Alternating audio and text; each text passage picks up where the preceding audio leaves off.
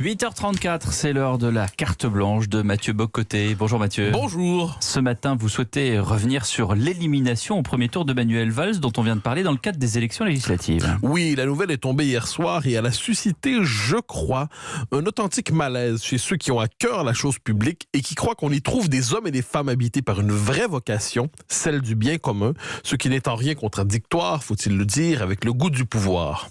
Depuis un temps, on le sait, Manuel Valls cherchait à revenir. Il l'exprimait avec constance et même une insistance peut-être un peu gênante. Sur les plateaux télé, il proposait son CV en rappelant, dans une candeur qui pouvait faire pitié, qu'il se croyait naturellement appelé à gouverner. Il ne pouvait s'imaginer en avoir terminé avec la politique et se cherchait une manière de renaître, au point même de s'être projeté un temps dans l'univers de la politique catalane. Cet automne, mais surtout depuis janvier, il avait cru trouver une rampe de lancement en embrassant le créneau de l'antizémourisme primaire, auquel il ne semblait pas croire lui-même, mais qui lui permettait de prendre une pause avantageuse sur le front républicain. C'était le créneau de son retour. Il avait même écrit un livre pour occuper l'espace.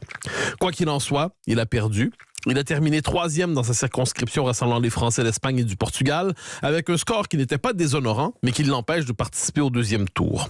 Concrètement, il vient de se faire violemment expulser de la vie politique, comme s'il suscitait désormais un rejet viscéral auquel il ne pouvait pas grand-chose. Et c'est toujours dans de telles soirées que les hyènes reprennent du service. Hier soir, c'est une joie mauvaise et pour tout dire franchement mesquine qui a accueilli sa défaite. On l'a surtout vu chez les Nuptiens sur Twitter qui ont multiplié les messages odieux en croyant piétiner son cadavre politique comme s'il se débarrassait pour de bon d'un homme sans valeur, d'un infréquentable qui avait trahi leur idée de la gauche, ce qui vaut, chez ces gens-là, une condamnation à la peine de mort sociale et symbolique. Il y avait chez eux une haine de Manuel Valls, le genre de haine qui défigure l'homme qui l'exprime. C'est la plus mauvaise part de l'homme qui le pousse à jouir de l'humiliation de son prochain. Je vous avoue, quant à moi, détester à m'en confesser les lynchages publics menés par la meute haineuse et hargneuse des réseaux sociaux où des gens célèbres et des anonymes se liguent pour cracher, pour vomir, pour cogner sur le proscrit du jour, sur le bouc émissaire du moment. En fait, Manuel Valls, selon vous, méritait de l'emporter. Oui, car l'homme avait une vraie valeur. Il avait encore beaucoup de choses à offrir à la vie publique. À gauche, il incarnait une nécessaire intransigeance républicaine et laïque. C'est comme ça qu'on dit, je crois. Il ne faisait aucun compromis avec l'islamisme et osait même en appeler à rompre avec l'immigration massive. Il croyait au volontarisme, il croyait aux politiques, il savait regarder la réalité en face.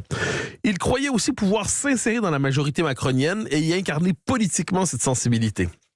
Mais sa défaite de ce point de vue est peut-être aussi celle de cette sensibilité qu'on associe au printemps républicain, qui s'était rallié à Emmanuel Macron en pensant pouvoir structurer idéologiquement le macronisme, mais qui a été laissé de côté à la fois au moment de la formation du Conseil des ministres et dans l'attribution des circonscriptions. Cette gauche ne sait plus où se projeter politiquement. Cela dit, de noble manière, Manuel Valls a pris acte de sa défaite. Il a pris acte de sa signification profonde. Il s'est même retiré de Twitter, ce qui peut vouloir dire qu'il met un terme pour un temps à sa vie publique, mais ce qui peut aussi probablement dis-je, vouloir dire qu'il ne voulait plus être témoin de la pluie de crachats virtuels qui commençait à lui tomber dessus. Ce qui me permet d'ajouter que Manuel Valls était un homme martial en apparence, mais plus torturé qu'il ne voulait le laisser voir en réalité. J'en suis même venu à croire que sa raideur publique était la seule armure qu'il avait trouvée pour protéger une sensibilité à fleur de peau. Je l'estimais et je l'estime encore. Vous n'allez quand même pas nous proposer un éloge funèbre ce matin, Mathieu? Non, du tout. Certes, Manuel Valls a raté son retour en politique et il devra encore une fois traverser le désert pour reprendre la formule consacrée. Peut-être sera-t-il à jamais dégoûté par la vie politique. C'est possible et ce serait compréhensible. Cet homme de qualité ne méritait pas un aussi mauvais sort. Mais il n'est pas interdit de croire que tôt ou tard, pas demain, ni même après-demain, mais peut-être après-après-demain, les circonstances lui permettront de renouer avec sa vocation qu'il a toujours servi honorablement. Je n'en sais rien en fait, je me contente de l'espérer.